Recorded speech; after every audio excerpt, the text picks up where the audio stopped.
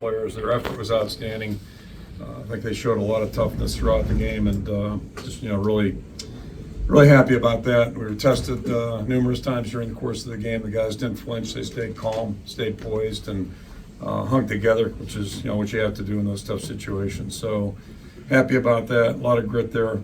And then basically in the locker room, it was great to see a bunch of guys feeling really good about themselves. And that's what happens when you have to fight for something, and they certainly did that. So definitely want them to enjoy the bus ride home. That's part of the deal here.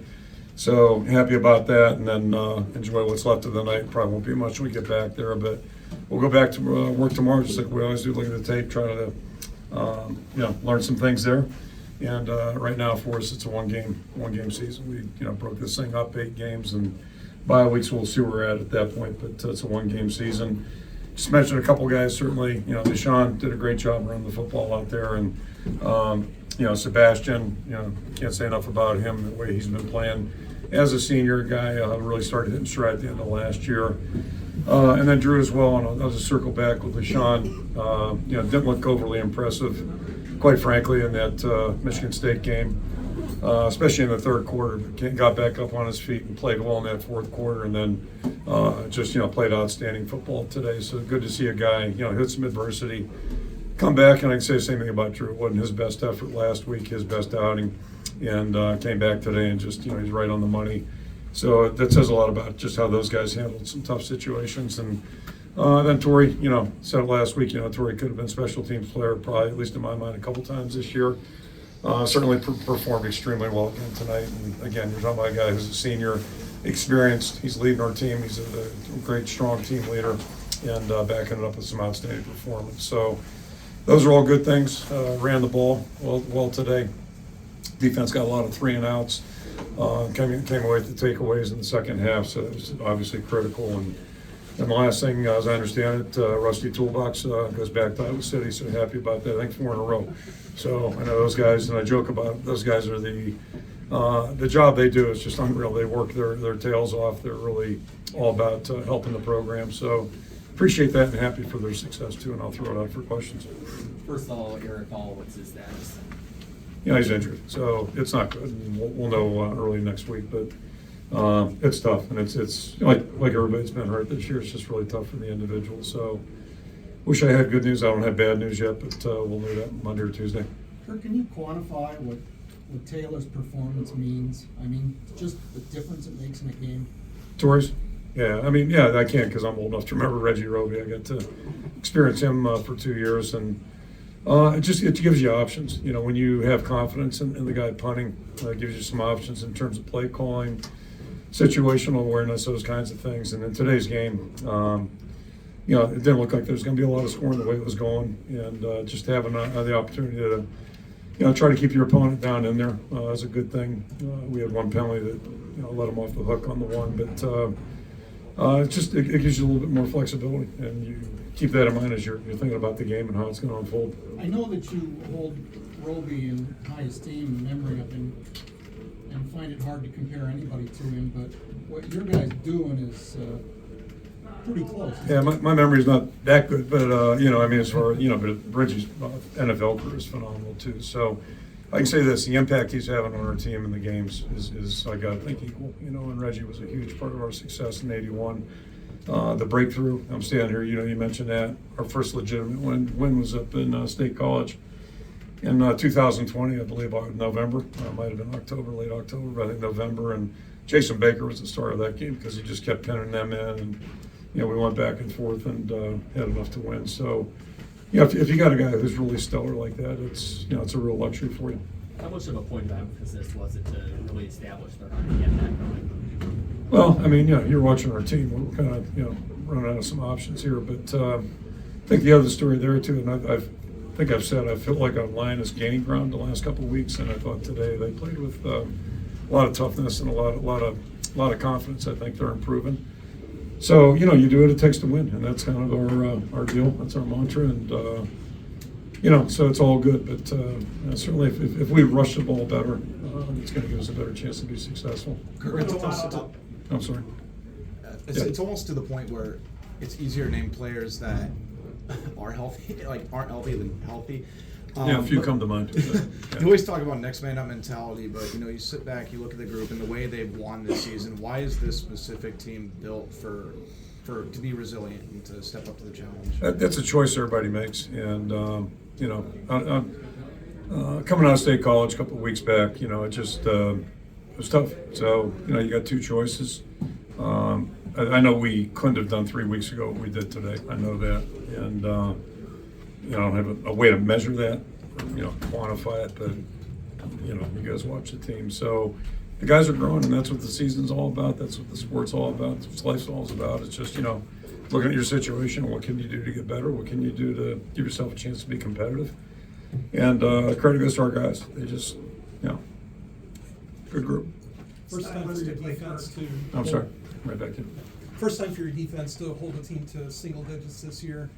Do you think this was the defense's best performance of the year, and did it surprise you at all, or did you expect something like this? Yeah, you don't know what to expect, quite frankly. These guys really look good on film. They're strong up front, outstanding running back, and they've been, throwing the ball the way they want to. Quarterback's a run threat, so you're never going to any game just, at least I don't have the habit of feeling real good about anything. But the guys were playing, and they got into a groove. They drove the ball that first possession. And then after that, we settled down and played. And then I think we had 2 possessions in that second half. They're a little shaky the first 2. But then we kind of settled in. And, the guys just, you can feel them kind of fitting in on things and being wired in. And to me, the key early as the game went on was us, trying to keep their back under control, because he's a really good football player. And we did that well enough to, at least keep things where you hope you can, maybe, stay in the thing. Kirk, you've talked about I'm going to come back. I'm sorry. Yeah.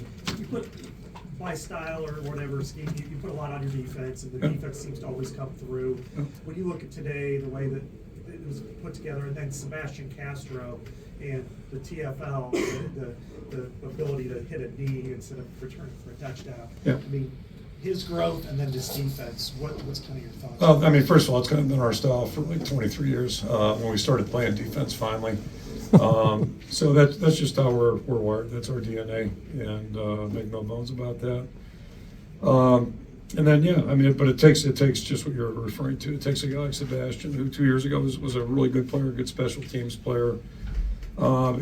Starting, not starting. I thought his best game was in the bowl game last year, and so that's the fun part, is watching guys elevate their play and really, get the confidence that it takes to be good.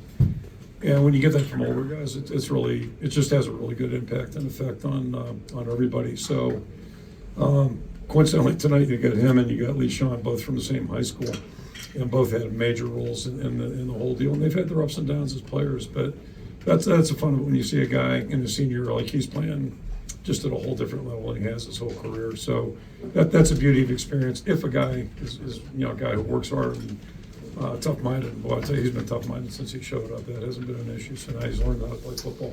Were you actively trying to avoid mistakes with the offensive play calling? I'm sorry? Were you actively trying to avoid mistakes with the offensive play calling? Stick with Well, we're playing pretty well in defense. We had field position, or at least trying to control it. And, it's just, we didn't want to be reckless or careless. And the way things were going, we felt like the way we played it was pretty smart. And turns out it was. But if you lose, it's not so smart. But you just kind of go with the feel of the game and the feel of the team, what they're doing, and just kind of ride with the flow a little bit. One team changed the style considerably. One team didn't in this match, but the team that didn't, especially offensively. Do you take anything from that?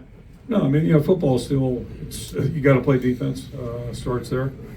Can't be sloppy with the football, and we didn't do that today. And if you play good in the kicking game, and if you run the ball successfully, it gives you a shot. So those are basics. They've been that way for 100 years.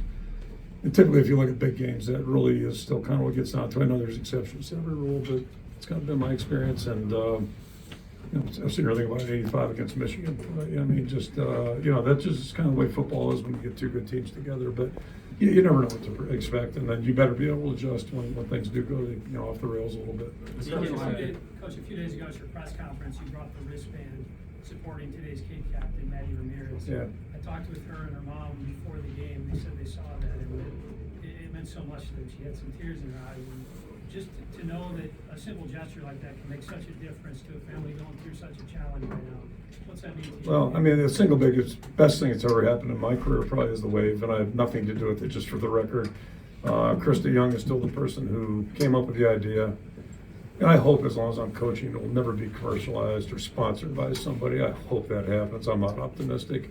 But it's such a good gesture, and it's not just us, it's for everybody that, the patients, the families, and the patients always have the families, but all the people that work with the kids, not only doctors, but the nurses, the therapists, and it's numerous. So in a lot of ways, children's medicine is a lot like sports with a sense of community. And they all got stories, and we want to talk about mental toughness. Usually it's those kids and their families. So it was nice of her to give me that back in August. I don't wear jewelry. I do wear a wedding band outside. I don't wear jewelry. Otherwise, I would have had it on probably. But I did want to recognize her, and all the kid captains have been. I'll tell you, a job I don't want is the one who has to figure out, well, who are the 12 kid captains. Good luck on that one, because they're all great stories. Kirk, you talked about the importance of, all three phases of the game, defense and special teams coming up huge today. How important is that for you guys, and to be so excellent on that side of the ball when maybe offensively, passing game wasn't what you wanted it to be? Yeah, I mean, every team's got its challenges, and we've got something I think that are different now than they were in August. So you adjust, you play to your strengths, try to play to your strengths, but tonight was a true team win. The offense did a good job burning clock, running the football effectively, setting up some scores. Defense, played an outstanding game, and the special teams, for the most part, were pretty good. Couple penalties, but outside of that, they impacted the game positively. So if you get all three things working together, it's a good formula if you can get that. It's not always, and I've heard the win 2 out of 3. I'm not sure I'm buying that one either, but if you get all three, it sure helps. Deacon had said that he had some happy tears after the game. Who's that? Deacon Hill, Yeah. quarterback. Yeah. He had said that he had some happy tears after the win. Could you get a sense of how much it did mean to him to come back here and get the win? It's kind of like, to answer your question, no. I didn't ask him a thing this week, and it's got to be obvious. He knows every guy in the team other than the transfers that came in. So, he's got friends here. If you know Deacon, he's just that kind of person. Great guy. But I think it was just one of those situations where, he saw a better opportunity. And clearly, he was not part of the picture here. So, I don't think there's any hard feelings or any of that kind of stuff. And, coming back, it's got to be a little bit special for him. But just happy for him. And happy for the way he's led our team here the last couple of weeks. And not surprised, but just really happy. And he'll keep getting better. He's a really quality guy. Last one we'll get out of.